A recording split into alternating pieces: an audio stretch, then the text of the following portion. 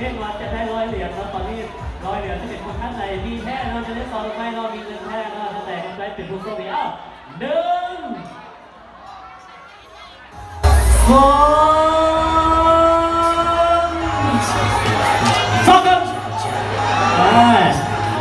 3ไปแล้วสิเป็นอะไรเล่นแล้วขึ้นมาถ่ายรูปกับเจ้าบ่าวเจ้าสาวแล้วกันนะขึ้นมาถ่ายรูปกับเจ้าบ่าวเจ้าสาว